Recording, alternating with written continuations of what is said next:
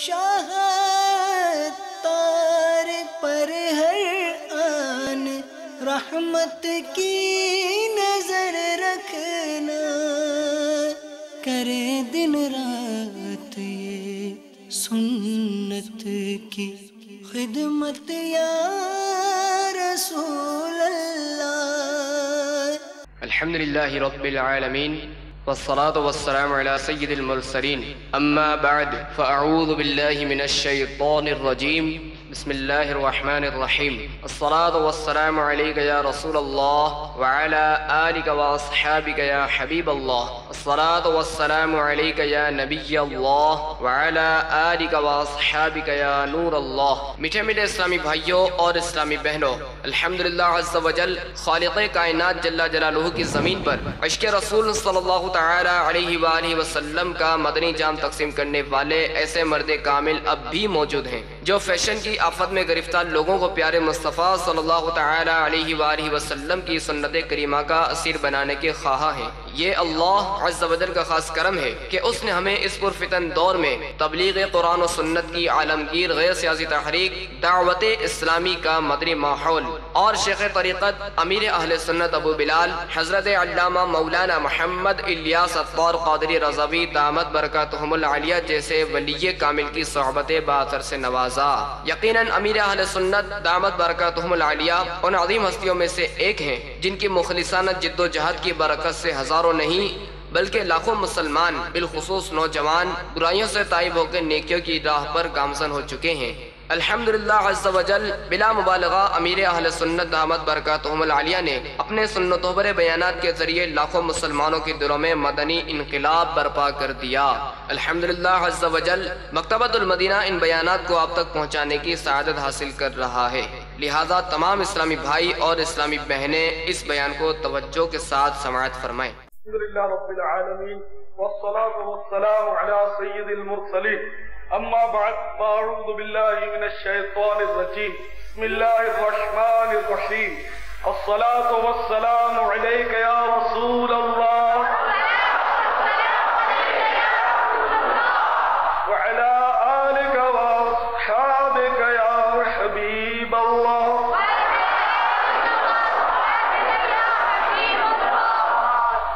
الصلاة والسلام علیک یا نبی اللہ وعلی آلک واصحابک یا نور اللہ۔ آج کل مسجد میں ہم سب مل کر افطار کرتے ہیں، عموماً پانی بھی پیتے ہیں، آرام کے لیے لیٹ بھی جاتے ہیں، مسجد میں سو بھی جاتے ہیں۔ تو یہ یاد رکھیں مسجد میں کھانا پینا اور سونا جائز نہیں، مسجد کے اندر افطار کرنا بھی جائز نہیں۔ اگر اعتکاف کی نیت ہم نے کی ہوئی تھی تو اب ضمناً مسجد کے اندر کھانا پینا اور سونا افطار کرنا یہ سب جائز ہو جائے گا۔ افطار بہرحال یہ کہ افطار کرنے کے لیے اعتکاف کی نیت نہ کی جائے بلکہ اعتکاف کی نیت ثواب کے لیے کی جائے اور ضمناً یہ فائدہ ہوگا کہ کھانا پینا جائز ہو جائے گا، ورنہ اعتکاف کی نیت کرنا یہ خود ثواب کا کام ہے اور بذات خود ایک عبادت ہے۔ جیسے کہ حدیث پاک میں آیا روزہ رکھو صحت یاب ہو جاؤ گے، تو روزہ اس لیے نہ رکھے کہ میری بیماریاں دور ہو جائیں گی، جیسے ڈاکٹر بعض اوقات ڈائٹنگ کراتے ہیں کہ بھوکا رکھتے ہیں کہ بھوک کثیر بیماریوں کا علاج ہے، لیکن یہ اسلام نے بڑا ہمیں پیارا طریقہ دکھلایا کہ بھوک والا علاج بھی ہمیں میسر آ گیا اور روزے کا ثواب بھی مل جاتا ہے۔ اور یہ میں آپ کو یقین دلاتا ہوں واقعی روزہ جو ہے یہ بہت بیماریوں کا علاج ہے، اور میں سمجھتا ہوں سرکار نے فرما دیا تو اب کسی عقلی دلیل کی ضرورت نہیں۔ امام اہل سنت اعلیٰ حضرت فاضل بریلوی رحمت اللہ تعالی علیہ کا واقعہ یاد آیا۔ الملفوظ شریف میں آپ خود فرماتے ہیں کہ رمضان شریف سے چند ماہ قبل میرے والد ماجد رئیس المتکلمین حضرت مولانا نصیح علی خان علیہ رحمت الرحمن صاحب میں تشریف لائے اور ارشاد فرمایا کہ بیٹے احمد رضا، آنے والے رمضان میں تم سخت بیمار ہو جاؤ گے، لیکن خبردار کوئی روزہ قضا مت کرنا۔ چنانچہ امام اہل سنت رحمت اللہ علیہ فرماتے ہیں کہ والد گرامی کے حسب الارشاد واقعی جب رمضان شریف کی آمد ہوئی میں بیمار ہو گیا اور بیماری نے شدت اختیار کی، لیکن حسب حکم میں نے کوئی روزہ قضا نہیں ہونے دیا، اور اللہ تبارک و تعالی نے روزوں کی برکت سے مجھے صحت بخشی۔ اور پھر سرکار کا ارشاد نقل کرتے ہیں اعلیٰ حضرت رحمۃ اللہ علیہ کہ میں کیوں صحت یاب نہ ہوتا جبکہ میرے موہن محبوب صلی اللہ تعالی علیہ وسلم نے خود فرما دیا ہے روزہ رکھو صحت یاب ہو جاؤ گے۔ تو بہرحال یہ کہ روزہ رکھے ثواب کے لیے ضمن بیماریاں دور ہوتی ہیں۔ اسی طرح حدیث شریف میں فرمایا حجو تستغنو، حج کرو مالدار ہو جاؤ گے، لیکن حج کوئی دولت کمانے کے لیے نہ کرے۔ حضرت شاہ ولی اللہ محدث دہلوی رحمۃ اللہ علیہ یہ واقعہ نقل کرتے ہیں کہ ہمارے والد گرامی حضرت شاہ عبد الرحیم محدث دہلوی رحمۃ اللہ تعالی علیہ نے یہ واقعہ ہمیں سنایا۔ وہ اس طرح مطلب اپنے والد سے نقل کرتے ہیں۔ شاہ عبد الرحیم محدث دہلوی رحمۃ اللہ علیہ کے بارے میں بتا دوں کہ یہ بڑے مطلب ہے کہ حسن اعتقاد کے حامل تھے، اور سرکار مدینہ صلی اللہ تعالی علیہ وسلم سے انہیں والہانہ عشق تھا، بہت عاشق تھے۔ اور عاشق ہی ولی ہو سکتا ہے، جس کو سرکار سے محبت نہیں وہ لاکھ مطلب نمازیں پڑھے، تہجد پڑھے، کچھ بھی کر لے، جس کے دل میں سرکار سے محبت نہیں، عظمت نہیں سرکار کی، تو ولایت بہرحال اس کو نہیں مل سکتی۔ بظاہر لوگ اس کو عابد زاہد سمجھے، نیک پارسا سمجھے، ہوتا رہے، بہرحال دنیا کا دستور ہے، لوگ تو جس کو چاہیں داڑھی دیکھیں، جس کا مطلب ذرا چہرہ کھلتا دیکھیں، وہ سمجھتے کہ یہی پہنچا ہوا ہے۔ لیکن یہ کہ بہرحال سرکار کی عظمت دل میں ہونا یہ عین ایمان ہے، اور بالکل یہ دیکھیں شرائط میں سے، بلکہ یوں کہیے کہ سب سے مطلب اہم ترین بنیاد سرکار کی محبت اور عظمت ہی صلی اللہ تعالی علیہ وسلم۔ خیر میں عرض کر رہا تھا کہ شاہ عبد الرحیم محدث دہلوی رحمۃ اللہ علیہ بہت بڑے عاشق رسول تھے، اور عید میلاد النبی صلی اللہ تعالی علیہ وسلم ہر سال مناتے تھے۔ انفاس العارفین میں شاہ ولی اللہ محدث دہلوی فرماتے کہ ہر سال ربیع الاول شریف میں میرے والد گرامی شاہ عبد الرحیم محدث دہلوی رحمۃ اللہ علیہ سرکار کی فاتحہ دلا دیتے، فاتحہ کہتے ہیں، نیاز کہتے ہیں، نیاز دلاتے تھے۔ ایک سال ان کے پاس بنے ہوئے چنے ہی تھے۔ دیکھیں ہم لوگ جو ہیں بعض اوقات مالداروں کو بڑا رشک کرتے ہیں کہ اس نے 12 دیگیں چڑھا دی، اس کے پاس مال ہے تو یہ اتنی خیرات کرتا ہے، اور شیطان بھی بڑے ہیلے بہانے سکھاتا ہے کہ خوب دنیا کما، تیرے پاس مال ہوگا تو تو خیرات کر سکے گا، خدمت کر سکے گا۔ تو میں آپ سے عرض کر دوں کہ اللہ تعالیٰ سرمایہ کو نہیں دیکھتا، سرمایہ دار کو بھی نہیں دیکھتا۔ سرکار کا واضح ارشاد صحیح حدیثوں میں موجود ہے کہ آپ فرماتے کہ 1 درہم لاکھ درہم سے بڑھ گیا۔ صحابہ کو بڑا تعجب ہوا، کہ یا رسول اللہ صلی اللہ علیہ وسلم 1 درہم لاکھ درہم سے کیسے بڑھ گیا؟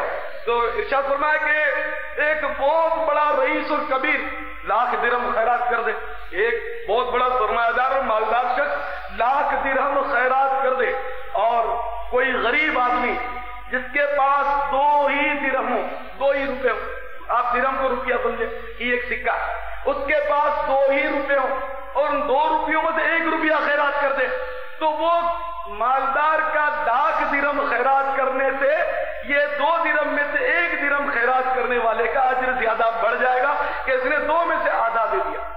جیسے کہ مشہور واقعہ ہے، سیدنا فاروق اعظم رضی اللہ تعالیٰ عنہ ایک غزوے کے موقع پر سرکار کے اعلان پر اپنے جتنا بھی آپ کا اثاثہ تھا، جتنا متا، جتنی دولت تھی، متا تھی، اس کا آدھا لے آئے، اور سرکار فرمایا صلی اللہ تعالی علیہ وسلم گھر کے لیے کیا چھوڑا؟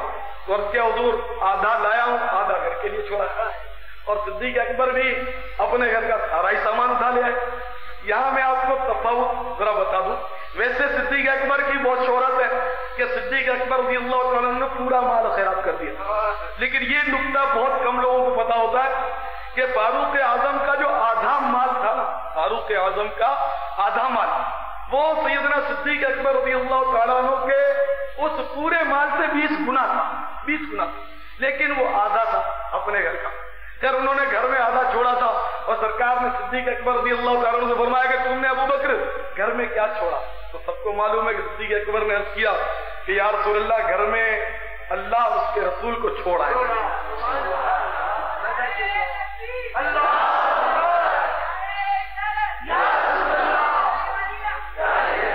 تو بہرحال میں عرض کر رہا تھا کہ شاہ ولی اللہ محدث دہلوی رحمۃ اللہ علیہ کے والد ماجد کے پاس ایک سال بنے ہوئے چنوں کے سوا کچھ نہیں تھا، دالیے جس کو ہم لوگ اپنی زبان میں دالیے، بنے ہوئے چنے، یہی تھے. تو آپ نے ان بھنے ہوئے جنوئی پر سرکار نامدار صلی اللہ تعالی علیہ وآلہ وسلم کی فاتحہ دلا دی, اسی کو نیاز کے طور پر بانٹ دیا. رات جب سوئے تو قسمت انگڑائی لے کر جاگ اٹھی, اور جس کی نیاز کی تھی وہ صاحب نیاز اور محبوب رب بے نیاز صلی اللہ تعالی علیہ وسلم تشریف لے آئے. آپ جلوہ فرما تھے اور آپ کے پاس چنے رکھے ہوئے تھے اور لبوں پر مسکراہٹ کھیل رہی تھی. یعنی یہ چنے سرکار کی بارگاہ میں پہنچے تھے اور سرکار نے قبول کیا تھا, جبھی تو مسکرا رہے صلی اللہ علیہ وسلم. تو یہ کہ مالدار ہو یا نادار, اصل جو ہے نا وہ اللہ کی بارگاہ میں دل دیکھا جاتا ہے.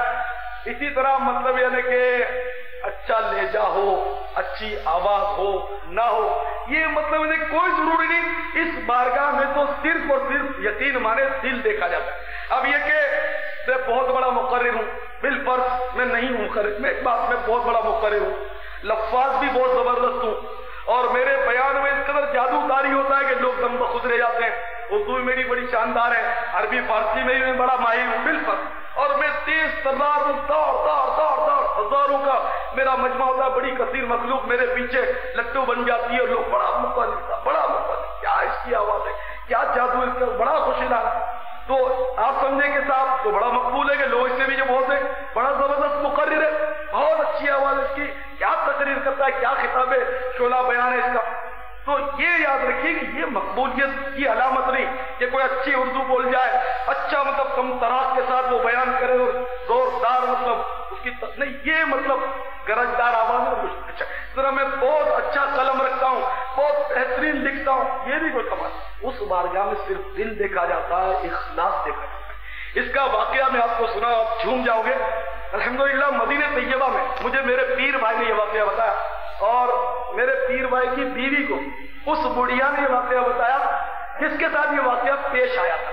ایمان تازہ ہو جاتا ہے من سے, کیونکہ میری پہلے سے ایک سوچ تھی کہ سرکار نامدار صلی اللہ تعالی علیہ وسلم کی بارگاہ دلچسپنا میں لوگ جاتے میں دیکھتا ہوں, حاضری دیتے ہیں, تو وہ کتاب لے کر کتاب میں دیکھ کر سرکار کو سلامت کرتے ہیں, پڑھتے جاتے ہیں السلام علیکہ ایھا النبی ورحمۃ اللہ وبرکاتہ, السلام علیکہ یا رحمۃ للعالمین, اور اس طرح مطلب یہ کہ وہ دیکھ کے اٹک اٹک کر پڑھتے جا رہے ہیں. تو میرے ایک ذہن میں سوچ تھی کہ سرکار صلی اللہ تعالی علیہ وسلم کی بارگاہ میں ہم حاضر ہیں, ہمارا یہ یقینی عقیدہ ہے کہ ان سنہری جالیوں کے پیچھے یہ رہے سرکار, خدا کی قسم یقینی عقیدہ, یقینی عقیدہ.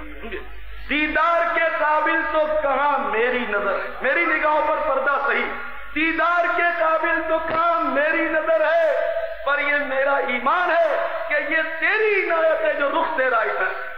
یقیناً سرکار دیکھ رہے, یقیناً سرکار دیکھ رہے. اب دیکھیں نا, ایک چھوٹا سا کوئی بزرگ ہو, کوئی پیر صاحب, سرکار کے سامنے تو ہر ایک چھوٹے, آپ کا پیر بھی چھوٹا اور میرا پیر بھی چھوٹا, میرے آقا کی بارگاہ میں سب چھوٹے, اور اس بارگاہ میں جو جتنا چھوٹا بنتا ہے اس کو بلندی عطا کی جاتی ہے.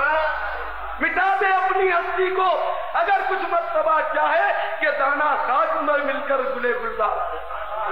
تو جو اس بارگاہ میں جتنا لوٹ پوٹ ہو جاتا ہے, جتنا قدموں میں رگڑے کھاتا ہے, لوٹے لگاتا ہے, اس کو زیادہ عظمتیں نصیب ہوتی ہیں. خیر, تو اس بڑھیا کا واقعہ میں کرنے لگا تھا کہ اس نے بتایا 85 برس میں بڑھیا ہوگی تقریباً 85 ایئرس, کہ میں سرکار کی بارگاہ میں جب حاضر ہوئی صلی اللہ علیہ وسلم, سنہری جالی چند سال پہلے کا واقعہ, شاید یہ 5-6 سال پرانا واقعہ.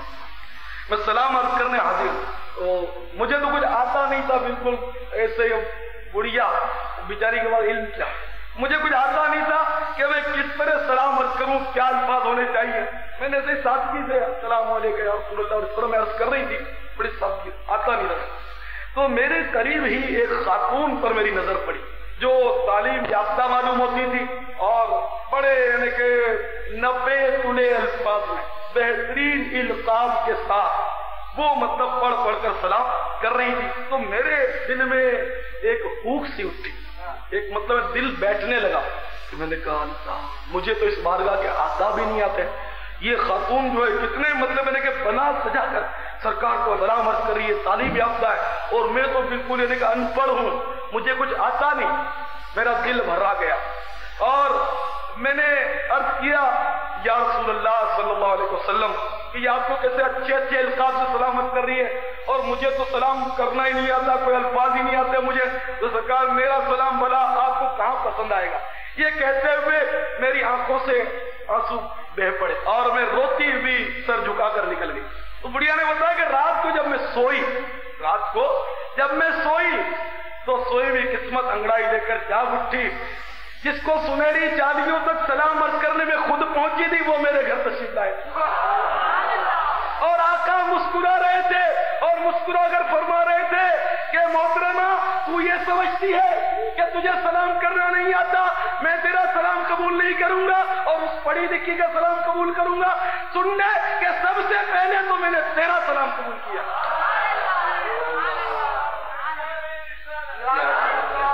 تو میرے پیارے اسلامی بھائیوں، حقیقت یہ کہ اس بارگاہ میں دل دیکھے جاتے، سچی بات یہ وہاں مطلب یہ نہیں کہ مال کی ریل پیل، آواز، انداز، خوش الہانی اور لفاظی نہیں دیکھی، بالکل یعنی کہ جتنا ہو سکے آدمی ڈرتا رہے، بس کانپتا رہے، گھبراتا رہے، چاہے کچھ بھی الفاظ نہ نکلے، کہ بعض اوقات تو مطلب یہ کہ آنسوؤں کی زبان ہی ملتی جائیں ہو جاتی، بندہ کچھ بھی نہیں بول پاتا اور آنسوؤں کی زبان ہی سب کچھ ہو جاتا ہے۔ جیسے کہ حضرت مولانا حسن رضا خان رحمت اللہ تعالیٰ علیہ فرماتے ہیں، سبب وفور رحمت میری بے زبانیاں ہیں، یعنی اللہ کی رحمت کو ابھارنے کا سبب میری بے زبانیاں ہیں، کہ میں چپ ہوں تو اللہ تعالیٰ کو مجھے دیکھ دیکھ کر رحم آ رہا ہے۔ سبب وفور رحمت میری بے زبانیاں ہیں، نہ فغاں کے ڈھنگ جانوں نہ مجھے پکار آئے، نہ میں چلانا جانتا ہوں، نہ پکارنا جانتا ہوں، نہ کچھ کہنا جانتا ہوں، مجھے الفاظ نہیں۔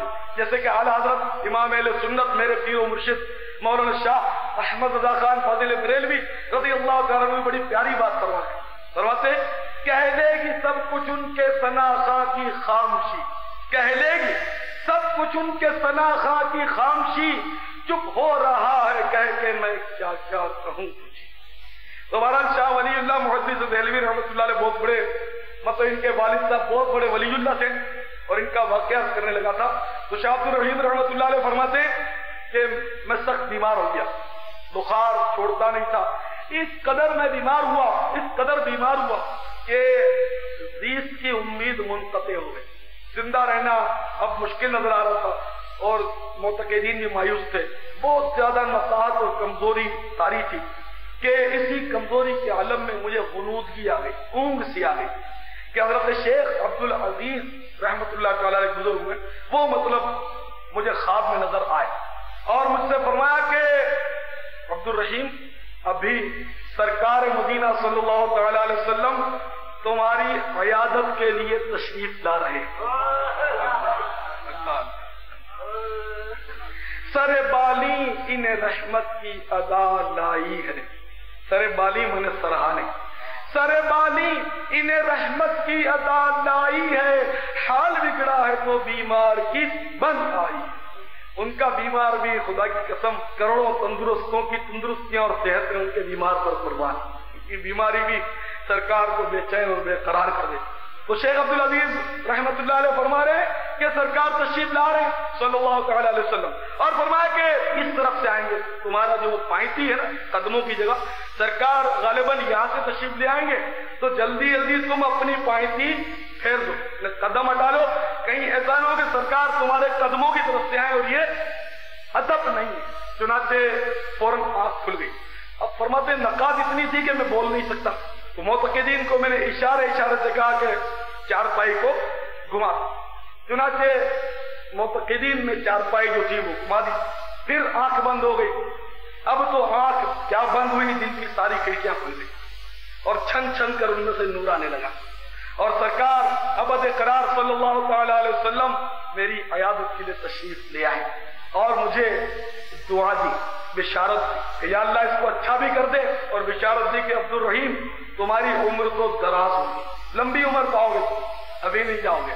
یہ کہتے ہوئے سرکار صلی اللہ تعالی علیہ وسلم نے جس طرح چھوٹے بچوں کو اٹھاتے نا، اس طرح پیار سے مجھے گود میں اٹھا لیا، اور میرا جو چہرہ تھا وہ سرکار کے سینے سے لگ گیا اور آنسوؤں کی جھڑی لگ گئی، یہاں تک کہ سرکار مدینہ صلی اللہ تعالی علیہ وسلم کا دامن اقدس، سینے مبارک کے کپڑے کا حصہ جو پیغام اقدس، وہ میرے آنسوؤں سے تر بتر ہو گیا۔ اور میں سوچنے لگا کہ میں کتنی دیر تک سرکار کے سینے سے لگا ہوا ہوں. پھر ذہن میں آیا کہ کاش سرکار مجھے اپنے دستے کرم سے منہ مبارک عنایت فرمائے، بال مبارک عنایت فرما دے. یہ خیال آتے ہی سرکار مدینہ صلی اللہ تعالی علیہ وسلم نے مجھے لٹا دیا اور اپنی ریش مبارک پر ہاتھ پھیرا تو 2 منہ مبارک ہاتھ میں آ گئے اور سرکار نے وہ دونوں منہ مبارک مجھے عنایت فرما دیے. میں بڑا خوش ہوا اور اسی خوشی میں میری آنکھ کھل گئی. تو میں بڑا بے چین ہوا کہ منہ مبارک کہاں گئے. منہ مبارک موجود نہیں تھے. میں بڑا پریشان ہوا، سرکار نے ابھی منہ مبارک دیے، وہ کہاں گئے. اتنے میں پھر میری آنکھیں لگ گئی کہ آنکھیں بند ہوئی اور سرکار تشریف لے آئے. شاہ عبد الرحیم محدث دہلوی رحمت اللہ تعالی علیہ نے آنکھیں بند کی، پھر دل کی ساری کھڑکیاں کھل گئیں. پھر سرکار ابد قرار بے کسوں کے غم گسار صلی اللہ تعالی علیہ وسلم جلوہ فرما ہوئے اور فرمایا کہ میں نے تمہارے لیے جو بال مبارک نکالے ہیں نا وہ احتیاط سے تمہارے تکیے کے نیچے رکھ دیے، وہاں سے لے. پھر آنکھ کھل گئی. سرکار تشریف لے جا چکے تھے صلی اللہ تعالی علیہ وسلم. پھر تکیے کے نیچے دیکھا تو وہ بال مبارک موجود تھے. اب سرکار نے دعا فرما لی تھی، بخار وخار سب ختم ہو گیا تھا، تندرست ہو گئے تھے، لیکن ابھی کمزوری تھی.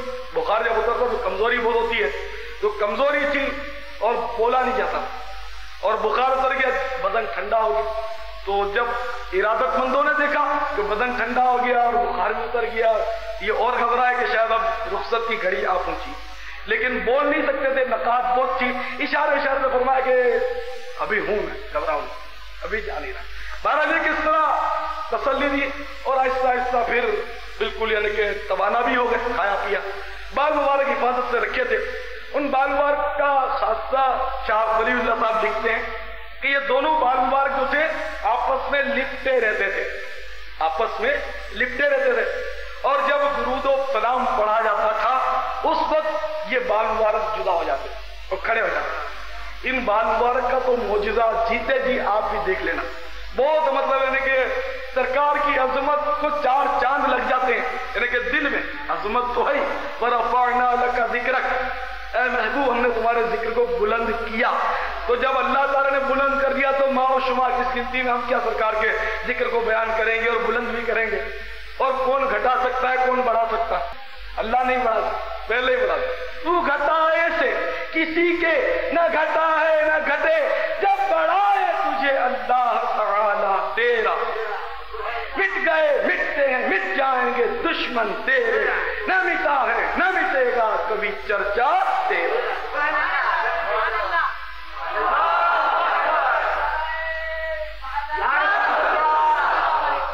ورفعنا لک ذکرک کا ہے سایہ تجھ پر، بول بالا ہے تیرا، ذکر ہے اونچا تیرا. فرش والے، یہ زمین والے، فرش والے تیری شوکت کا علو کیا جانے، خسروا عرش پہ اڑتا ہے پریرا تیرا. میرے آقا کی حکومت اور سلطنت کا ڈنکا تو عرش پر بھی بج رہا. فرش والے بھی، فرشی بھی غلام اور عرشی بھی غلام. اللہ اللہ شہ کونین جلالت تیری، فرش کیا عرش پہ جاری ہے حکومت تیری. الحمدللہ الحمدللہ. ہم بھی ایمان سے کتنے خوش نصیب ہیں کہ دامن ملا تو کس کا ملا. الحمدللہ ہم کو تو بغیر کسی محنت کے بالکل مفت میں گھر بیٹھے اتنا بڑا دامن کرم ہاتھ آیا. خدا کی قسم ہم لوگ بالکل ناقدر ہیں، ورنہ بہت بڑا دامن آسنا ہے انشاءاللہ، رحمت ہی رحمت انشاءاللہ. ہاں میں عرض کر رہا تھا کہ ان بال مبارک کا معجزہ آپ بھی دیکھیں. جن کے پاس بال مبارک ہے نا خوش نصیبوں کے پاس، ان سے آپ جا کر پوچھیں کہ یہ بال مبارک جو ہے نا جو سرکار کے جسم پاک سے اگرچہ بظاہر جدا ہو. دیکھیے ہمارے جسم کے ساتھ بال لگا ہوا ہے، یہ بڑھتا جائے گا، سر کے بڑھیں گے، داڑھی کے بڑھیں گے، جسم کے بڑھتے جائیں گے بال. اور جس بال کو ہم نے اپنے جسم سے الگ کر دیا، ہم الگ کر دیں جسم سے بال اور رکھ لیں تو یہ بڑھے گا نہیں، یہ وہیں رہے گا، کیونکہ اس کا جو کنیکشن تھا وہ ختم ہو گیا، اس کو اب غذا نہیں ملتی، یہ مردہ ہو چکا. یہ بال جو ہمارے جسم سے جدا ہوا یہ مردہ ہو چکا، اب زندہ نہیں. جب تک ہمارے زندہ جسم کے ساتھ لگا ہوا یہ زندہ، اور ہم جب مر جائیں گے تو ہمارے بال بھی مر جائیں گے. اللہ والوں کی بات نہیں کر رہا میں، ہم عوام کی بات کر رہا ہوں، ٹھیک ہے نا. تو بہرحال یہ کہ حضور سید عالم نور مجسم صلی اللہ تعالیٰ علیہ وسلم کے حیات النبی ہونے پر لوگ پریشان ہوتے ہیں. میں خدا کی قسم کھا کر کہتا ہوں جس کے بعد بال مبارک ہے آپ جا کر پوچھ لیں کہ ایک بال مبارک جب ان کے پاس آتا ہے تو پھر اس سے سوتے پھوٹتے تو بالکل ان کی اور پھوپھلیں نکلتی ہیں اور ایک بال سے کئی بال کا گچھا بن جاتا ہے. یہ سرکار کا زندہ معجزہ 1400 سال کے بعد اب بھی ہے. اور یوں پھر ان سے بال بالوں کا جدا ہو جاتے ہیں, جھڑ جاتے ہیں, تو پھر یہ دوسروں کے پاس پہنچتے ہیں, تیسروں کے پاس تقسیم ہوتے ہیں. تو اس طرح یہ بال مبارک مطلب صحابہ کرام بھی لے آئے, اولیاء کرام بھی لے آئے. تو اس طرح دنیا کے کونے کونے میں بال مبارک پہنچے اور دنیا کے کونے کونے میں اس وقت بال مبارک موجود ہے. تو اس لیے کہ یہ حیات النبی صلی اللہ علیہ وسلم کا اتنا بڑا واضح ثبوت ہے کہ ان کا تو رواں رواں حیات ہے جس میں پاک کی تو بات ہی کیا ہے, خدا کی قسم. شاہ ولی اللہ فرماتے ہیں کہ ایک بار ہمارے والد صاحب کے پاس 3 آدمی آئے اور انہوں نے بحث شروع کی کہ یہ مطلب ایسے ہی ڈھکوسلا ہے, سرکار کے بال ہو ہی نہیں سکتے, یہ کیا اتنا سہولت سنا ہو. وہ مطلب الٹی سیدھی باتیں بنانے لگے. تو آپ مطلب ثابت کریں کہ یہ سرکار کے بال ہیں وہ گلے پڑ گئے, ہم امتحان دینا چاہتے ہیں. اب شاہ عبد الرحیم رحمۃ اللہ علیہ بیچارے سیدھے سادے بزرگ تھے, یہ کہاں ہیرا پھیری میں پڑھتے, امتحان نہیں, ہمارا تو عقیدہ یہی ہے کہ یہ سرکار کے بال اور سرکار کا تھا. لیکن میں مطلب اپنے اسلامی بھائیوں کو بھی یہی کہتا رہتا ہوں کہ تم بالکل اڑی جس کو بولتے ہیں اڑی نہیں چھوڑی. ہماری اڑی ہے کہ ہم جس عقیدے پر وہی سچا ہے. اب یہ کہ اس سے بحث کی, اس سے الجھے, کبھی کبھی ہم کسی کو سلجھانے جاتے تو وہ الجھا کے رکھ دیتا ہے. میری بات سمجھا کر, تو یہ بحث کرنا اور مناظرے کرنا یہ حضرات علماء کرام کا کام ہے. بے شک اگر کوئی آپ سے الجھتا ہے کہ یا رسول اللہ تم کہتے ہو فلاں کرتے ہو, ہم کہتے ہیں اور کہتے رہیں گے, مرتے مرتے بھی انشاءاللہ یہ کہتے ہوئے رخصت ہیں.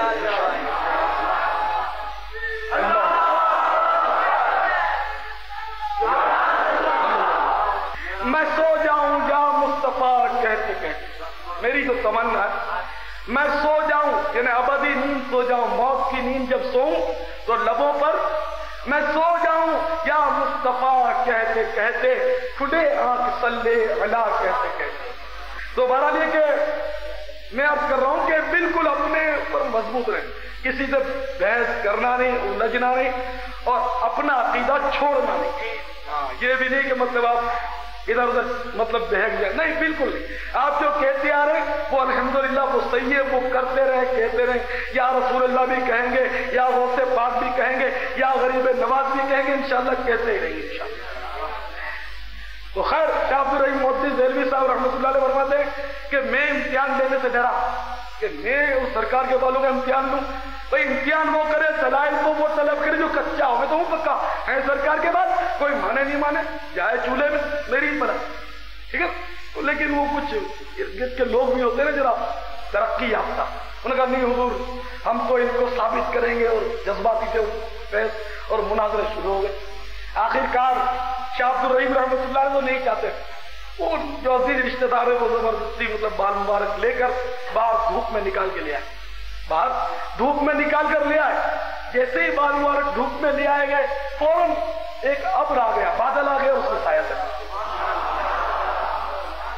اچھی خاصی دھوپ چمک رہی تھی اور جناب بارش کا سیزن بھی نہیں تھا, بادل ادھر تھے بھی نہیں, بادل کہاں سے آ گیا. ان تینوں میں سے ایک جو تھا وہ تو بالکل یعنی کہ ٹھنڈا پڑ گیا اور واقعی سرکار کے یہ بادل آ گیا. لیکن دو جیسے وہ ذرا زیادہ ہوشیار تھے, انہوں نے کہا نہیں یہ کہ اتفاقی امر ہے, اتفاقی امر ہے, یہ کوئی معجزہ نہیں. وہ غائب ہو گیا اپنے اس باطل عقیدت سے.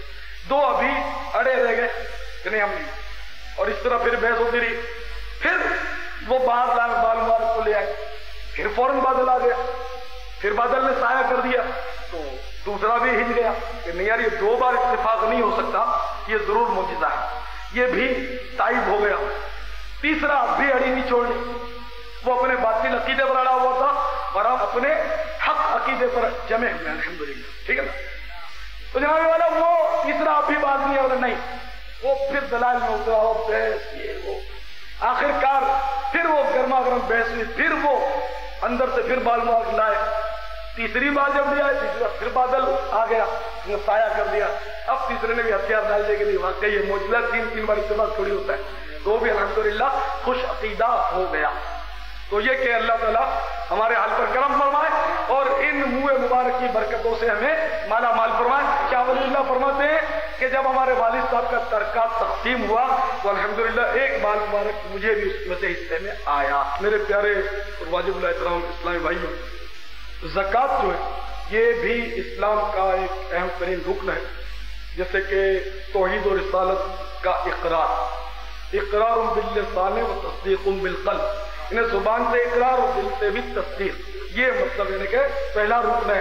دوسرا رکن نماز، تیسرا روزہ، چوتھا زکوٰۃ اور پانچواں حج۔ میں عرض کر رہا تھا کہ زکوٰۃ جو ہے یہ بھی اسلام کا ایک رکن ہے، اور زکوٰۃ کی فرضیت کا انکار کرنا یہ کفر ہے، زکوٰۃ کو فرض نہ مانے۔ جیسا کہ صدیق اکبر رضی اللہ تعالیٰ عنہ نے مانعین زکوٰۃ کے خلاف علم جہاد بلند فرمایا۔ سیدنا فاروق اعظم رضی اللہ تعالیٰ عنہ کو بڑا تعجب ہوا اور یہ لوگ کلمہ پڑھتے ہیں، نماز پڑھتے ہیں، اور ان سے آپ مطلب جہاد کریں گے؟ آپ نے صدیق اکبر نے فرمایا کہ وہ ٹھیک ہے کلمہ پڑھتے ہیں، نمازیں پڑھتے ہیں، لیکن چونکہ یہ زکوٰۃ کو فرض نہیں مانتے اس لیے یہ کافر ہیں۔ تو پتہ چلا کلمہ اور نماز پڑھنے والا اسلام کا ٹھیکیدار نہیں، وہ بھی خدا نہ خواستہ مطلب کفر میں مبتلا ہو سکتا ہے۔ میں اس کی مثال دوں، تفسیر در منصور میں علامہ جلال الدین سیوطی رحمۃ اللہ تعالیٰ علیہ نے بڑی یعنی کہ ایمان افروز بات فرمائی۔ ایک آیت کریمہ ہے، قل اب اللہ وآیاتہ ورسولہ کنتم تستہزئون لا تعتذروا قد کفرتم بعد ایمانکم۔ اے محبوب تم فرما دو، کیا تم اللہ عز و جل اور اس کی آیتوں اور اس کے رسول صلی اللہ علیہ وسلم سے ٹھٹھا مسخری کرتے ہو؟ بہانے مت بناؤ، قد کفرتم تحقیق تم کافر ہو چکے، بعد ایمانکم ایمان لانے کے بعد۔ اس آیت مقدسہ کا شان نزول تفسیر در منصور میں علامہ سیوطی رحمۃ اللہ علیہ بیان فرماتے ہیں کہ ایک شخص کی اونٹنی یا اونٹ گم ہو گیا، اس نے سرکار کی بارگاہ میں حاضر ہو کر فریاد کی، حضور میرا اونٹ گم ہو گیا۔ تو سرکار نے یہ نہیں فرمایا کہ مجھے کیا معلوم، تم تلاش کرو۔ سرکار نے فرمایا جاؤ فلاں درخت کے ساتھ اس کی رسی جو اٹک گئی، مہار اس کی اٹک گئی۔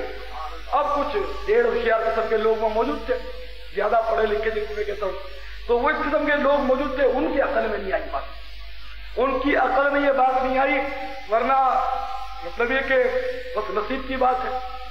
انہیں پتہ ہی نہیں تھا کہ عقل کو تنقید سے فرصت نہیں، عشق پر اعمال کی بنیاد ہے۔ ان بیچاروں کو پتہ نہیں تھا، تو انہوں نے اعتراض کر دیا کہ واہ یہ کیا بات ہوئی کہ سرکار نے یہ خبر دے دی، انہیں غیب کی خبر دے دی کہ جاؤ تمہارے اونٹ کی رسی مہار فلاں درخت کے ساتھ اٹک گئی ہے، یہ ایسے انہوں نے کہہ دیا۔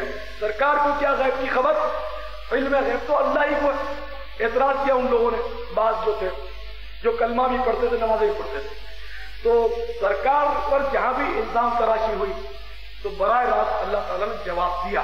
یہ مطلب ہے کہ بہت لمبا اور وسیع موضوع ہے۔ تو سرکار مدینہ صلی اللہ تعالیٰ علیہ وسلم پر ان ظالموں نے الزام دیا کہ سرکار تو دور کی نہیں دیکھ سکتے، غیب کی بات نہیں جانتے، تو اللہ تعالیٰ نے اب یہ آیت کریمہ نازل کی، قل اے محبوب تم فرما دو، اب اللہ و آیاتہ و رسولہ کنتم تستہزئون، کیا تم اللہ اس کی آیتوں اور اس کے رسول سے مذاق کرتے ہو، تمسخر کرتے ہو، ٹھٹھا مسخری کرتے ہو؟ لا تعتذروا بہانے نہ بناؤ، قد کفرتم بعد ایمانکم تم بے شک کافر ہو چکے ایمان لانے کے بعد۔ تو مطلقاً علم غیب کا انکار کہ کوئی یہ کہے کہ اللہ کی عطا سے بھی علم غیب بالکل ہے نہیں، تو قرآن کا فتویٰ کفر کا آ گیا۔ تو منافقین انکار کرتے تھے، مسلمان انکار نہیں کرتا، نہیں کر سکتا۔ مسلمان کوئی روئے زمین پر ایسا ہوا ہی نہیں، جیسے اس نے ایسا کہا وہ مسلمان رہا ہی نہیں۔ تو بات یہ کہ الحمدللہ تو صحابہ کرام کو یہ عقیدہ تھا، کسی نے اعتراض نہیں کیا، منافقین نے اعتراض کیا اور ان کو قرآن نے کفر کا فتویٰ صادر کیا۔ تو مقصد اب کرنے کا یہ کہ بظاہر کلمہ پڑھ کر مسلمان رہتے ہوئے بھی ایمان ضائع ہو سکتا ہے، اور ہر وقت ہمیں ڈرنا چاہیے، ہر وقت ڈرنا چاہیے، سب کو ڈرنا چاہیے۔ نہ معلوم کون سی بات نکل جائے، جیسے آج کل تو عام مطلب مذاق ہو رہا ہے، آپ روزہ نہیں رکھتے ہو، تو بھائی روزہ تو وہ رکھے یعنی یہ مذاق میں لوگ کہتے ہیں بعض نہ عاقبت اندیش کہ صاحب روزہ تو وہ رکھے جس کے پاس کھانے پینے کو کچھ نہ ہو معاصم یہ کفر ہے یہ اسلام کے فرض کا مذاق اڑایا کہ یہ روزہ بھوکوں پر فرض نہیں سب پر فرض ہر مسلمان عاقل و بالغ پر فرض ہے جو اس کے شرائط ہے اس کے ساتھ تو یہ کہ اس طرح مطلب یہ کہ لوگ مذاق اڑاتے آج تم نے نماز نہیں پڑھی صاحب آج تو چھٹی کا دن ہے نماز کی بھی چھٹی ہے نعوذ باللہ یہ بھی کفر بالغ اگر یہ کہہ دے کہ نماز کی آج مجھے چھٹی ہے مجھ پر آج فرض نہیں معاذ اللہ وہ کافر ہو گیا تو اس طرح مطلب ہے کہ لوگ طرح طرح کی عجیب عجیب مطلب باتیں کرتے ہیں اور قدم قدم پر فریاد بکتے ہیں صحیح بات یہ کہ بڑے بوڑھوں میں جب بیٹھتے ہیں تو اتنا دل گھبراتا ہے یہ بیچارے یوں سمجھتے ہیں کہ سارا اسلام ہم جانتے ہیں اور ہم نے سفید بال کیے یہ بچے کل کے یہ مطلب ہم کو نصیحت کرتے ہیں ہم کو سنتیں بتاتے ہیں بہت مطلب مذاق کو الٹا سیدھا بکتے ہیں ایک بار یہ بوڑھے تھے اور مطلب بار بار بادل آتے تھے گرمی بہت تھی تو نعوذ باللہ کہ بوڑھا بول پڑا اس کو کیا سمجھا 80-90 سال کا تھا دیکھو اللہ تعالیٰ نے اللہ میاں اس نے کہا نعوذ باللہ اللہ میاں نہیں کہنا چاہیے سبھی اللہ میاں کہتے ہیں میاں کے ایک معنی شوہر بھی ہوتے ہیں میاں کے ایک معنی میاں بھی شوہر بھی ہوتے ہیں اور اللہ تعالیٰ کے ساتھ کوئی ایسا لفظ نہیں بول سکتے جو مخلوق کے ساتھ مخصوص ہو کہ شوہر ہم تم بن سکتے ہیں اللہ تعالیٰ تو اس سے بے نیاز ہے پاک وہ شوہریت سے پاک ہے اولاد ہونے سے پاک ہے باپ ہونے سے پاک ٹھیک ہے نا تو بہرحال اللہ میاں یہ نہیں کہنا چاہیے عام طور پہ لوگ کہتے ہیں تو یہ کہ اس نے کہہ دیا ہماری زبان میں اپنی زبان کا تھا کہ دیکھو اللہ میاں کی طرح ستا رہا ہے مان کل میں کو اللہ تعالیٰ ستاتا نہیں اللہ کسی پر ظلم کرتا ہی تو مطلب یہ کہ بڑا دل گھبرا کر جب یہ بڈھے جمع ہوتے ہیں اور جب وہ یہ شروع ہوتے ہیں نا تو صحیح بات ہے بھاگتے بنتی کہ اب یہ کفر کا بم آیا اور کفر کا گولا ہے اور اپنے کیا کریں کہاں رکھیں بڑا مشکل ہو جاتا ہے اسی طرح مطلب ایک بار کسی نے کہا کہ فلاں بزرگ آپ کو یاد کرتے ہیں اور یہ ان کی بزرگی میں علامات نہیں بتاتا تو وہ آپ سے ملنے کا بڑا اشتیاق ہے بڑے بزرگ ہیں ضعیف ہیں چلو ملتے مل گیا اب یہ کہ بیٹے تھے وہ بزرگ جو تھے یہ جو تھی نا یہ بے لگام تھی بالکل یعنی کہ 80 کی اسپیڈ کہوں کیا کروں مجھے پتا نہیں بہرحال یہ کہ نان اسٹاپ جا رہی تھی سمجھے اور جو زیادہ بولتا ہے وہ زیادہ بس وہ پھنس ہی جاتا ہے اس سے نکل ہی جاتی ہے بات وہ پھنس جاتا ہے اس لیے مطلب یہ کہ بول کر پچھتانے سے بہتر ہے کہ نہ بول کر آدمی پچھتا ہے کہ بول کر پچھتانا بہت خطرناک ہوتا ہے کہ جب تک اپنے دو ہاتھوں میں تھی نا یہ اپنی ملک تھی بات اور جب یہ دو ہاتھوں سے نکل گئی اب یہ کسی کی ملک ہو گئی اب اس کو لاکھ سمجھاؤ کسی کو مت کہنا تو وہ ضرور کہے گا یہ بات مطلب یہ کہ بشر رازے دلی کہہ کر ذلیل و خوار ہوتا ہے نکل جاتی جب خوشبو تو گل بیکار خیر تو وہ بیچارے نان اسٹاپ جا رہے بزرگ تھے بوڑھے تھے 100 سال کے لگ بھگ عمر ہو گئی اب انتقال کر چکے بڑی صحبت بھی انہوں نے پائی تھی بزرگوں کی اور ایسی بات بھی نہیں تو ایسے ہی جب بوڑھا پاتا سٹیا گئے بیچارے بولتے جا رہے تھے تو کسی نے پوچھا کہ حضرت آپ کی عمر کتنی تو وہ بالکل بوڑھے بوڑھے تھے بڈھے صحیح داڑھی اور سب بڑی ہوئی واہ یوں جو زیادہ بولتے تھے نا تو یہ زیادہ لپ کرنے بیٹھے شرافت سے بولتے تھے میری 100 سال عمر ہے یا 90 سال عمر ہے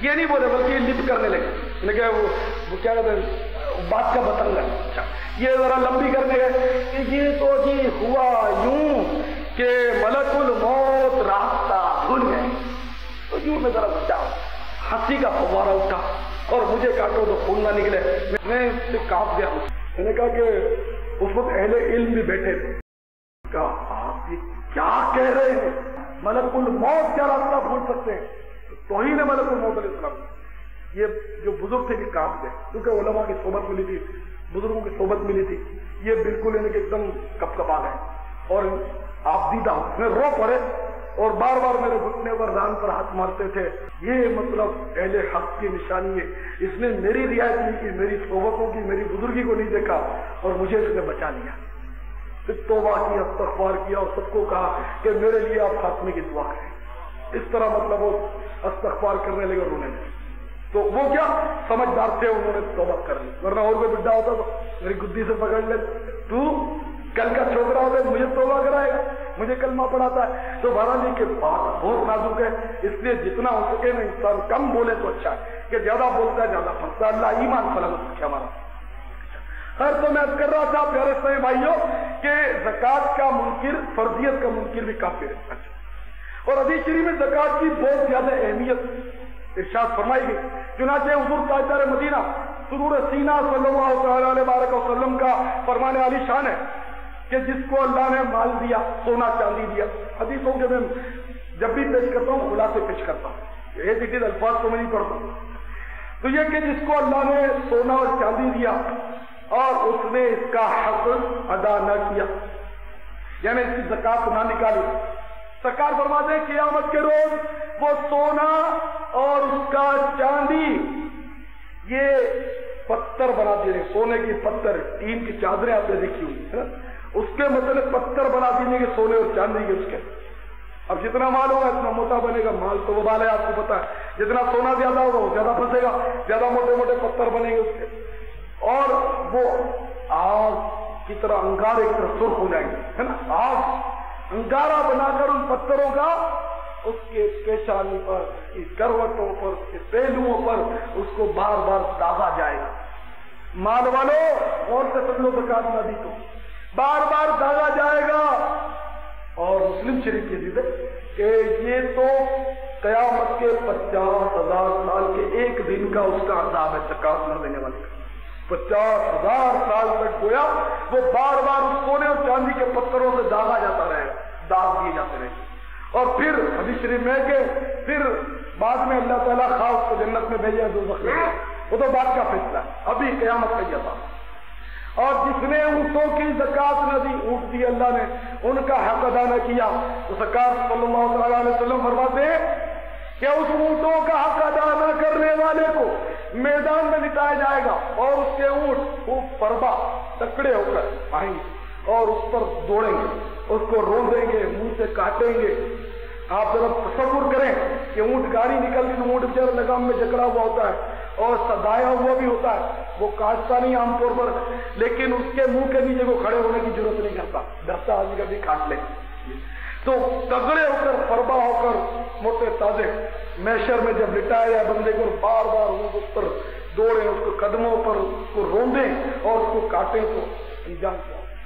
اسی طرح فرمایا کہ جس کو بکریاں اللہ نے دی، ان بکریوں کا اس نے حق ادا نہیں کیا، اگر زکوٰۃ نہ دی تو وہ بکریاں بھی اس کو میدان محشر میں لٹایا جائے گا، اور بکریاں فربا ہو کر سینگوں والی، اور ان میں سے کوئی سینگ مڑا ہوا نہیں ہوگا جس میں، سب نوکیلے سینگ اور کھروں کے ساتھ وہ اس کو رونے گی اور سینگوں سے اس کو مارے گی۔ علمان اسی طرح یہ مال جو ہے جو زکوٰۃ دی جیسے مال کی حدیثوں میں یہ عذاب آیا ہے کہ گنجے سانپ کی صورت اختیار کر لے گا اس کا مال، گنجا سانپ جب سانپ ہو جاتا ہے 1000 سال کا تو اس کے بال آتے ہیں، پھر دوسرے 1000 سال گزرتے ہیں تو بال اس کے جھڑ جاتے ہیں، وہ گنجا ہو جاتا ہے، یہ دنیا میں اس کا مطلب ہے گنجا سانپ۔ تو گویا 2000 سال کی عمر کا وہ سانپ ہوتا ہے جو گنجا ہوتا ہے، تو جو اتنی پرانی عمر کا ہوگا تو کتنا تجربہ کار ہوگا اور کتنا زہریلا ہوگا، خطرناک۔ تو وہ مال جو ہے وہ گنجے سانپ کی صورت اختیار کر لیتا ہے قیامت کے دن، اور اس سیٹ سانپ جس نے زکوٰۃ نہیں دی تھی اس سیٹ سانپ کے گلے میں لپٹ جاتا ہے اور اس کی باچھیں پکڑتا ہے، کہتا ہے کہ میں تیرا مال ہوں، مال لے، میں تیرا مال ہوں، میں تیرا خزانہ۔ اب بتائیے کہ ایک اگر مکوڑا بھی گھس جائے کپڑوں میں تو میں بیان بھول جاؤں، مکوڑا بھی مطلب اچھال کے رکھتے، لال بیگ یا چھپکلی اوپر سے گرے تو میں تھوڑی دیر کے لیے تو مطلب جھینک جاؤں، تو اللہ نہ کرے کسی کو سانپ ہی لپٹ جائے اور ماچھے پکڑے، ایک طرف سانپ ماچھے پکڑ کے ہلا رہا ہو، دوسری طرف سونے چاندی کے مطلب پتھر داغے جا رہے ہوں، اتنے سارے عذاب زکوٰۃ نہ دینے والے پر جب مسلط ہوں گے تو یہ کیا کریں گے؟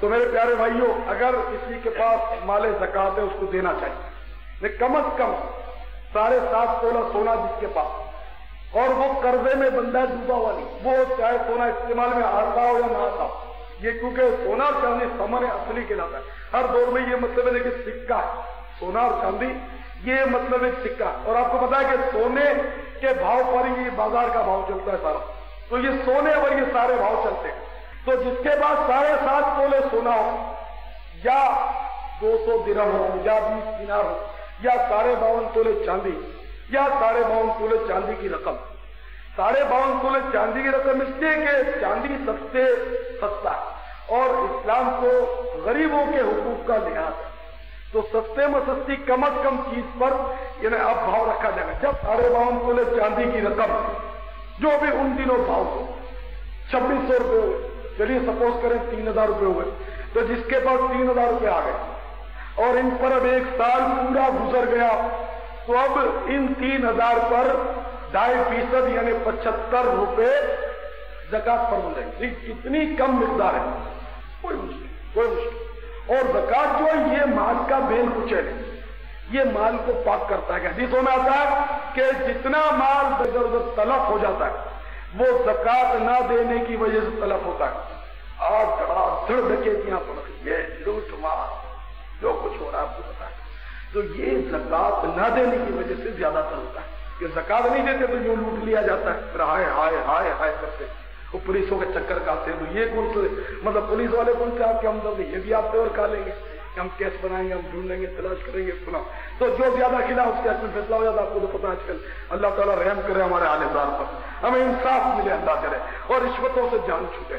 خیر تو میرے پیارے بھائیوں، اگر ہم اللہ کی عائد کردہ زکات دیں گے تو قرآن و حدیث کے مطابق یہ حکم ہے قرآن و حدیث کا کہ زکات دینے سے مال بڑھتا ہے، کم نہیں ہوتا۔ کنفرم ہمارا عقیدہ ہے کہ قرآن کہہ رہا ہے کہ مال بڑھتا ہے زکات دینے سے، تو بس بڑھتا ہے ہمارا عقیدہ۔ دیکھیں نا آخرت کو تو بڑا ہی بڑا نا، 1 کے 700 کا تو قرآن شریف میں تو ذکر ہے، جو اللہ کی راہ میں دیتا ہے اس کو مطلب ہے کہ 1 کے 700 بلکہ اس سے بھی زیادہ دیے جائیں گے۔ تو یہ کہ مال بڑھتا ہے، دنیا میں بھی اللہ تعالیٰ اس سے برکتیں اور وسعتیں مال میں عطا فرماتا ہے۔ آپ زکات کی بات کرتے ہو، میں نے پہلے بھی یہ نسخہ بتایا تھا اور مجھے ایسے لوگ ملے جنہوں نے کہا کہ آپ نے جو نسخہ بتایا تھا وہ ہم نے کیا اور اب برکتیں ہمارے مالک۔ تو یہ نسخہ پھر آپ کو بتا دیتا ہوں، مال میں برکت کا نسخہ۔ ویسے میرے خیال میں یہ نسخہ اپنانا نہیں چاہیے، تو میں اپنے طور پر کبھی کبھی کہتا رہتا ہوں نا کہ اگر خدا نہ خواستہ مجھے 5 لاکھ کا انعام لگ گیا تو میں کیا کروں گا۔ تو جس کو مال میں برکت چاہیے اس کے لیے نسخہ کسی نے بتایا تھا۔ تو یہ کہ آپ بیپار کرتے ہو تو اپنے جو بھی مطلب ہے کہ آپ کو بکری جو آتی ہے کہ منافع پر نہیں، بکری پر، اس پر 1% حضور غوث اعظم رضی اللہ تعالیٰ کی نیاز الگ کر دیں۔ 1% مثلاً آپ کا روز 10,000 کا کاروبار ہوتا ہے، بکری ہوتی ہے، تو آپ 1% مانے 100 روپے آپ غوث پاک کے نام پر الگ نکال دیں، 5,000 روپے 50 روپے، تو اس طرح مطلب 1% آپ نکال دیں اور اس رقم کو آپ غوث پاک کے ایصال ثواب کے لیے، غوث پاک کے نام پر یعنی غوث پاک کے ایصال ثواب کے لیے مراد یہ لوگ، تو غوث پاک کے ایصال ثواب کے لیے آپ اس کو استعمال کریں۔ مثلا آپ اس کی نیاز کر کے فاتحہ دلا دیں غوث پاک کی، یا کسی کو بھی آپ دے دیں، کسی غریب کو دے دیں، امیر کو دے دیں، نیاز تو غریب امیر سب کھا سکتے ہیں، کسی کو مطلب تحفتاً دے دی، کسی بزرگ کی خدمت کر دی، کسی مسجد میں دے دیا، کچھ بھی کر دیں اس کو۔ تو اس طرح مطلب یہ کہ آپ 1% نکالیں اور غوث پاک کے ایصال ثواب کے لیے ان پیسوں کو آپ استعمال کریں، پھر دیکھیں برکت کیسی ہوتی ہے، آزما لیں انشاءاللہ۔ تو یہ کہ زکات کی برکت کے پھر کیا کہنے، کیونکہ یہ تو نیاز ہے، اور نیاز کی رقم جس کے بعد جمع ہو جائے، بعض اوقات لوگ پوچھتے ہیں کہ ہمارے پاس نیاز کی رقم پڑی ہوئی اس پر زکات ہوگی نہیں ہوگی، تو نیاز کے لیے آپ نے الگ کیے نا، یہ ملک آپ کی ہی ہے، اس پر بھی مطلب ہے کہ زکات لازم آئے گی۔ آپ کے پاس رہ گیا یہ پیسہ تو آپ جب زکات کا آپ کا سال پورا ہوگا تو اس پر بھی آپ کو زکات ادا کرنا پڑے گی، اور سال گزرنے کا بھی مفہوم آپ سمجھ لیں، اس میں بہت لوگ بیچارے چکر کھاتے ہیں، بھاری اکثریت کا تو یہی خیال ہے کہ زکات رمضان میں ہی فرض ہوتی ہے۔ تو یہ عرض کر دوں کہ رمضان شریف سے زکات کا کوئی تعلق نہیں، ایسے ہی مطلب ایک روٹین بن گئی ہے، زکات کا رمضان شریف سے کوئی تعلق نہیں۔ جس لوگ یہ سمجھتے ہیں کہ روزے کا تعلق مؤذن صاحب سے، تو مؤذن صاحب جب اذان دیتے تو لوگ روزہ بند کرتے ہیں، اور مؤذن صاحب جب بانگ دیتے تو روزہ کھولتے ہیں، حالانکہ سراسر جہالت۔ بھائی اذان کو وہ فجر کا وقت شروع ہونے کے بعد دی جاتی ہے، صبح صادق کے بعد دی جاتی ہے. اگر پہلے اذان دے دی تو اذان ہوگی نہیں. تو روزے کا تعلق صبح صادق سے ہے. جب سحری کا وقت ختم ہوا آپ کھانا پینا چھوڑ دیں، اذان ہوتی رہے گی اپنے وقت پر. اسی طرح سورج ڈوب گیا آپ کھانا شروع کر دیں، اذان ہوتی رہے گی، آپ کھانا شروع کر دیں. اذان کا انتظار ضرور نہیں. بڑا عجیب نظام ہے. ہم اپنی مسجد میں تو یہ اہتمام کرتے ہیں کہ ہمارے یہاں تو جب غروب آفتاب ہو جاتا ہے تو ہم لوگ افطار کرتے ہیں، اور ہمارے مائک پر یہ اعلان ہو جاتا ہے کہ پیارے اسلامی بھائیوں بہنوں روزہ کھول لو، سورج غروب ہو گیا، افطار کا وقت ہو گیا. اب جہاں اذان کی آواز نہیں آئی گی اب کیا کرو؟ تو روزہ نہیں کھولو گے. اور جہاں اذان کی آواز نہیں آئی تو کیا سارا دن کھاتے رہو گے؟ روزہ بند ہی نہیں ہوا، اذان نہیں ہوئی تو اذان سے تعلق ہو. تو ہمارے اعلان ہو جاتا ہے، پھر حسب مناسب وہ بیچارے اجازت لے لیتے اور اذان ہو جاتی ہے. ہمارے یہ طریقہ ہے، لیکن یہ طریقہ مسجد کی انتظامیہ جہاں ہو، سمجھدار انتظامیہ، اور امام صاحب بھی سمجھدار ہو، تو دونوں جب دیکھو نا وہ کیا کہتے ہیں وہ گرم اور ٹھنڈی تار دونوں جب فری کنیکشن ہوگا صحیح اور بلب روشن ہوگا، دونوں کا تعاون ہوگا صحیح ہو جائے انشاءاللہ. تو اگر ایسا ہے تو اچھا ہے. اچھا تو خیر میں عرض کر رہا تھا میرے پیارے اسلامی بھائیوں کہ زکوٰۃ جو ہے وہ مطلب ہے کہ رمضان سے اس کا کوئی تعلق نہیں. ماہ رمضان سے جب بھی سال پورا ہو جائے اس کو زکوٰۃ فرض ہوگی. مثال کے طور ماہ سفر کی 15 تاریخ کو آپ پہلے فقیر سے، آپ کے پاس نہیں تھا کچھ، صاحب نصاب نہ ہو تو فقیر کہلاتا، آپ فقیر سے. اچھا اور 15 سفر کو آپ کو اچانک کہیں سے مال آ گیا، جو ہی سمجھ لیجیے آپ نے کوئی آئٹم رکھی تھی 2000 کی اور کچھ بھی نہیں تھا، بالکل کنگال سے ایک دم بھاؤ چڑھ گیا اور اس کے آگے 15,000 2000 کے. تو اب آپ کے ہو گئے 15,000، کیونکہ 25,000 تو کاروبار میں ہو گئے تھے، 5 لاکھ لگ گیا بونڈ پر، 5.25 لاکھ کی آپ کو زکوٰۃ دینی پڑے گی. اچھا اب جناب والا سمجھیے کہ آپ 12 سفر کو 5.25 لاکھ کے مالک بن چکے ہیں، بڑھتے گھٹتے پھلتے پھولتے، اور 14 سفر کو زکوٰۃ فرض ہونی ہے. 13 سفر کو پھر کسی نے حملہ کر دیا، کوئی چھین گیا یا آپ نے اس کو خرچ کر ڈالا، کسی کو موج میں اگر آپ نے دے دیا 13 سفر کو تو زکوٰۃ فرض نہیں ہوئی تھی، کیونکہ آپ کا سال تو پورا نہیں ہوا تھا، ایک دن پہلے آپ نے اس کو ختم کر دیا اور ہلاک کر دیا. تو اس لیے مطلب ہے کہ مال پر سال پورا ہونے کا میرا خیال ہے میں نے بہت وضاحت سے آپ کو سمجھایا، کتابوں میں مشکل سے اس طرح وضاحت ملے گی، اور اب بھی اگر نہیں سمجھ پڑی تو بعد میں آپ مجھ سے پوچھ لینا، یہی کہہ سکتا ہوں میں. تو بہرحال یہ کہ زکوٰۃ کے لیے رمضان شریف شرط نہیں، جب بھی سال پورا ہو جائے تو زکوٰۃ فرض ہو جاتی ہے. ہاں ایڈوانس میں زکوٰۃ دی جاتی، سال پورا ہونے سے پہلے اگر کوئی زکوٰۃ دینا چاہے تو دے سکتا ہے. مثلا یہ کہ آپ کا سال ہوتا ہے ربیع الاول شریف میں پورا ہوتا ہے اور آپ رمضان شریف میں زکوٰۃ دے دیتے تو اس میں کوئی مذائقہ نہیں، دے سکتے. بلکہ رمضان شریف میں تو اس لیے بھی دینا چاہیے کہ اس میں ثواب زیادہ ملتا ہے نا، نفل کا فرض کے برابر اور فرض کا 70 گنا. تو یہ کہ رمضان شریف میں شاید اس لیے رائج ہے کہ لوگ زکوٰۃ میں دیتے ہیں کہ زیادہ ثواب ملتا ہے، لیکن عموماً ذہن میں یہ ہوتا ہے کہ رمضان میں زکوٰۃ فرض ہوتی ہے. تو وضاحت اس لیے کی کہ رمضان میں فرض نہیں ہوتی، لیکن رمضان شریف میں زکوٰۃ دے تو جائز بلکہ بہتر ضرور ہے. تو ایڈوانس میں بھی زکوٰۃ دے سکتے ہیں، دیتے رہے اور سال پورا ہونے کو آئے، اس سے پہلے ہم ساری زکوٰۃ دے چکے تھے تو کوئی بات نہیں، فرض ہمارا ادا ہو گیا، اب دوبارہ زکوٰۃ دینے کی ضرورت نہیں.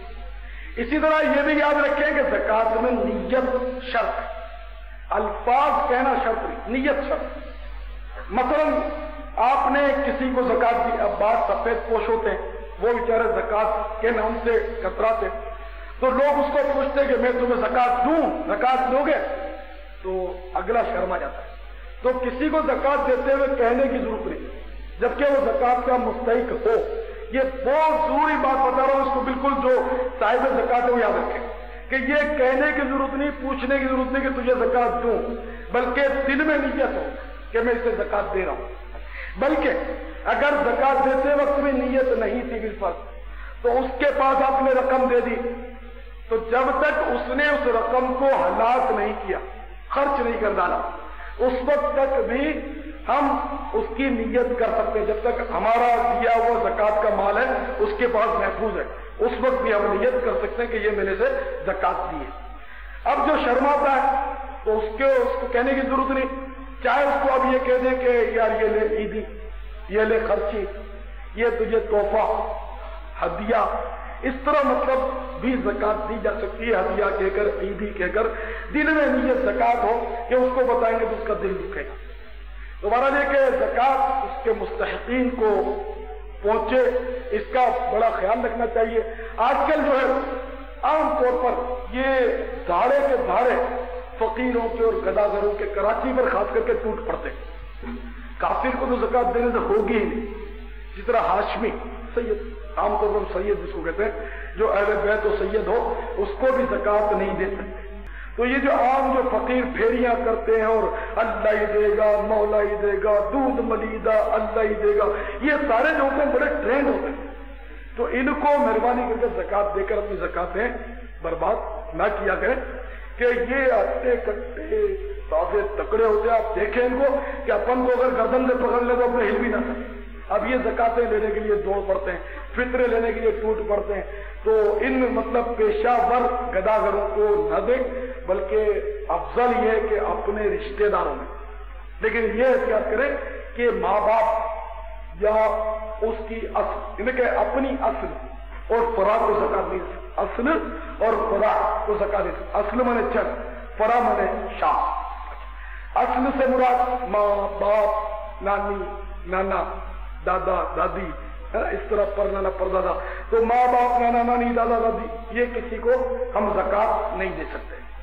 فرا منشا، بیٹا بیٹی، پوتا پوتی، نواسا نواسی، پر پوتا تر پوتا تر پوتی، ان کو بھی ہم زکات نہیں دے سکتے، زکات نہیں ہوگی۔ ہاں بہن کو دے سکتے ہیں، بھائی کو دے سکتے ہیں، ماموں کو دے سکتے ہیں، خالو کو دے سکتے ہیں، خالہ کو دے سکتے ہیں، ان سب کو دے سکتے ہیں۔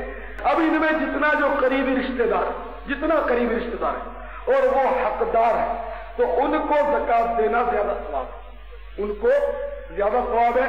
البتہ یہ کہ جتنا پرہیزگار ہوگا، دیندار ہوگا، ان کو زکات دینا زیادہ ثواب ہے۔ پہلے کے لوگ جو تھے وہ دینداروں کو تلاش کرتے تھے، علماء کو تلاش کرتے تھے، ان کو زکات خاص طور پہ پیش کرتے تھے، نظر کرتے تھے۔ آج کل تو میں بتا دوں سیٹھ لوگ جو زکات دیتے بھی ہیں تو جھڑک کر، ڈانٹ کر، پتہ نہیں کیا سمجھ کر دیتے ہیں۔ حالانکہ بزرگان دین کو پہلے احساس ہوتا تھا کہ جس کو زکات دے رہے ہیں وہ زکات لے کر ہم پر احسان کر رہا ہے۔ زکات دینے والا احسان نہیں کر رہا، یہ لے کر احسان کر رہا ہے کہ اس نے ہمارا گندا میل قبول کیا۔ زکات جو وہ میل ہے، گندے مال کا، اس نے میل ہمارا قبول کیا اور ہم سے یہ گند اٹھایا، بوجھ دور کیا، اور اس نے قبول کیا، اور اس نے قبول کرنے کی برکت سے ہم جنت کے حقدار ٹھہرے۔ تو اس لیے وہ شکریہ ادا کرتے ہیں، نہ کہ جھڑکنا اور ڈانٹنا اور احسان کرنا۔ میں جانا دے دو دیا، کتنے لے گا، پیچھا نہیں چھوڑتا، پرسوں آنا، صبح آنا، شام آنا، اس طرح دھکے کھلانا، نہ توبہ۔ قرآن عظیم میں صاف ارشاد ہے، اپنے صدقات کو احسان جتا کر اور ایذا دے کر برباد اور باطل مت کرو۔ تو میرے پیارے بھائیوں، بڑی احتیاط کی ضرورت ہے، بڑا خیال رکھنے کی ضرورت ہے، اور جس کو زکات دیں گے اس کو مالک بنانا بھی شرط ہے، تملیک جاری کرنا شرط ہے۔ جس کو زکات دی اس کو مالک بنانا پڑے گا۔ مثلا بار شریعت میں لکھا ہے کہ کسی مستحق زکات کو آپ نے کھانا پیش کیا اور اس کو کہا کہ کھا لے، تو انہیں کھانا وہ زکات کا رائج الوقت جو سکہ ہوتا ہے اسی میں زکات دے، نوٹوں میں زکات دینا ضروری نہیں۔ کھانا بھی دیا جا سکتا ہے، غلہ بھی دیا جا سکتا ہے، کپڑا بھی دیا جا سکتا ہے، سونا چاندی جو بھی دینا چاہے زکات کے مال میں ہم مال دے سکتے ہیں۔ اچھا، تو کھانا زکات کا کسی کو آپ نے پیش کیا اور آپ نے کہا کہ کھا لو، تو زکات نہیں ہوگی۔ اس کو کہا کھا لو تو زکات نہیں ہوگی، بلکہ کھانا اس کو آپ دے دو۔ اب چاہے وہ کھا لے، چاہے کسی کو کھلا دے، چاہے وہ بیچ مارے، اس کو سب اختیار ہے، اس کو آپ زکات کے مال کا مالک۔ تو زکات میں تملیک شخصی یہ شرط ہے کہ کسی کو مالک بنانا یہ شرط ہے۔ لہذا مسجد کی تعمیر ہو رہی ہے، اس میں آپ زکات نہیں دے سکتے کیونکہ یہ تملیک شخصی نہ ہوا۔ مسجد کو شخص نہیں ہے جس کو آپ نے قبضہ دیا، وہ تعمیر ہو رہی ہے، تو مسجد کی تعمیر میں زکات نہیں دی جا سکتی۔ قربانی کی کھالوں کا معاملہ دوسرا، قربانی کی کھال جو ہے وہ البتہ مسجد کی تعمیر میں بھی دی جا سکتی، لیکن یہ زکات اور فطرہ ان دونوں کے احکام جو ہے وہ کچھ مطلب شرائط کا فرق ہے، کچھ شرائط کے فرق کے ساتھ اس کے مستحقین جو وہ ایک ہی، فطرے کا بھی مصارف یعنی کہاں کہاں اس کو صرف کیا جائے وہ ایک ہی ہے، لیکن خیرات کے ساتھ فرق ہے۔ جس زکات میں سال گزرنا شرط ہے، فطرے میں یہ شرط نہیں ہے، فطرے میں شرط نہیں ہے۔ صبح صادق سے پہلے اگر صاحب نصاب ہو گیا تو فطرہ واجب ہو جائے گا۔ تو اس کے بارے میں کہ شرائط الگ ہے۔ تو بہرحال یہ کہ زکات میں تبلیغ کے شخصی فرض ہے اور اس کو مال کا قبضہ بھی شرط ہے، قبضہ بھی دینا پڑے گا، بغیر قبضے کے بھی شرط نہیں ہو۔ مثال کے طور آپ کسی سے قرضہ مانگتے، کوئی 500 روپے آپ کا قرضہ لے کر بیچارہ پھنس گیا، وہ دے نہیں سکتا ہے، غریب آدمی، اور اب آپ یہ سوچیں کہ میں اب اپنے اوپر 2500 زکات جو فرض ہوتی ہے تو 500 یہ زکات میں اس کو شمار کر لیتا ہوں، زکات میں اس کو وقع لیتا ہوں، کاؤنٹ کر لیتا ہوں کہ یہ زکات میری 500 گئی، یعنی اس کا قرضہ معاف، اور 500 میں زکات میں کم دوں گا، 2000 دوں گا اس کا۔ تو اس طرح قرض کو بطور زکات معاف کر دینے سے زکات نہیں ہوتی، بلکہ اس کی صورت تو یہی ہے کہ آپ اس کو زکات کی رقم دے دیں اور وہ کہ اس رقم کو پھر بطور قرضہ وہ دے دے، ٹھیک ہے نا۔ اچھا، اسی طرح آپ نے اپنا مکان، اس کا جو کرایہ ہے وہ چلیے 200 روپے کرایہ بنتا ہے بالفرض، ٹھیک ہے نا، تو آپ نے کسی غریب کو کرایہ پر دے دیا اور پھر اس کے ہر مہینے آپ زکات کے طور پہ کرایہ کاٹتے رہے، پھر آپ 200 سے لینا نہیں ہے، زکات میں کٹ گیا، تو یہ بھی مطلب ہے کہ صحیح نہیں، اس سے بھی زکات ادا نہیں۔ آپ اس کو زکات کا مستحق ہے، ٹھیک ہے زکات پھونک دیں، پھر ٹھیک ہے اس کی مرضی ہے، اس میں سے کرایہ پیمنٹ کرے، کہیں سے بھی کرے، آپ شرط نہ کریں۔ تو زکات کے اس کے علاوہ بھی بہت ضروری احکام ہیں جن کے سیکھنے کی بہت سخت ضرورت ہے، کہ نماز فرض ہو گئی تو نماز کے شرائط اور نماز کے مفسدات یہ سیکھنا فرض ہے نا۔ اسی طرح روزہ فرض ہو گیا تو اس کے مفسدات اور اس کے مطلب ہے کہ شرائط یہ سیکھنا فرض۔ حج کسی پر فرض ہو گیا تو اس کی ضروریات جو ہے وہ بھی سیکھنا فرض ہو گئی۔ اسی طرح جس پر زکات فرض ہے ان کو یہ معلوم ہونا چاہیے کہ کس طرح مطلب زکات دینی چاہیے، کس کو دینی چاہیے اور کس طرح مطلب زکات صحیح ہو سکتی ہے۔ تو اللہ تعالیٰ ہماری عبادات کو قبول فرمائے، اور زکات دیں تو میرے پیارے بھائیوں بڑی عاجزی اور ساری کے ساتھ دیا کریں، دھکے نہ کھلایا کریں، مہربانی بلا عذر دھکے کھلانا اور صبح بلانا شام بلانا اور جناب والا اس کو دھتکارنا اور بطور احسان دینا نہیں، بلکہ اس کو جیسے بزرگوں کا طریقہ کہ وہ یوں دو ہاتھ نیچے کر کے ادب کے ساتھ زکات مطلب نظر کرتے تھے، بزرگوں کے طریقہ تھا، اور بہت خوش ہوتے تھے اور شکریہ ادا کرتے تھے کہ بھائی تم نے ہماری زکات قبول کر کے ہمارے حال پر رحم کیا اور ہم پر احسان کیا۔